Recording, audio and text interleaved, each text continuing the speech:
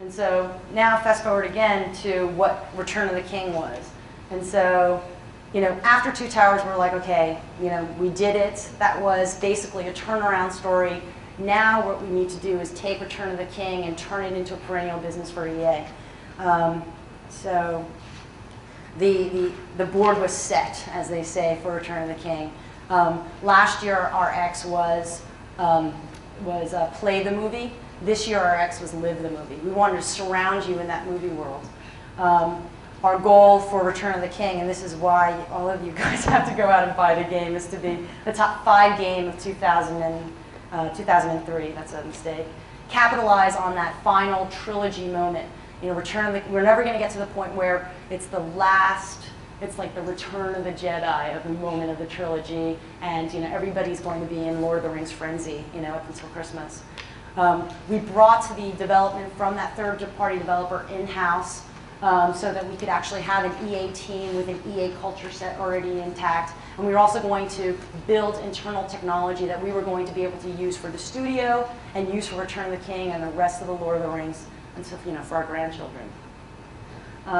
We wanted to create a $250 million business for Return of the King. And the creative imperative was set as well. So the other great thing about this, and I'll talk about this a little bit later, was that that core team of 5, we were still on the project. And so we had that latent experience together, and we also had sort of an idea about what that next vision was going to be. When we thought about Return of the King, we said, let's not make a game. Let's make entertainment. Let's refine our craft. Let's push the medium to see what we can do.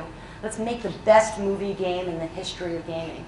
Let's listen to our fans. At this point, we actually had feedback from our fans that said, but you didn't have this. We didn't have co-op. It's the Fellowship of the Ring. So we listened to that. We brought on co-op. If Two Towers was considered Golden Axe, which was the mantra that we were speaking about last year, we wanted Return of the King to be Gauntlet. Gauntlet is the classic video game sort of co-op mode. And then we also added an online as a feature as well for the PlayStation 2. In Two Towers, there was no environment interaction. Like, the environment just sort of kind of scrolled behind you. In Return of the King, you can actually pick up a pen and throw it at somebody and stuff like that. Also, make more Fellowship playable. What about the Hobbits? What about Gandalf? Everybody wants to be a wizard. So that was sort of our creative imperative. And then the delivery. I could tell you so many stories about the delivery of Return of the King. Not only did we have to do it sort of in 16 different languages across the Xbox, PlayStation 2, Game Boy, Advance, Nintendo GameCube, and the PC. This was sort of, for myself, the largest, most complicated game that I have ever worked on, and probably within the history of EA is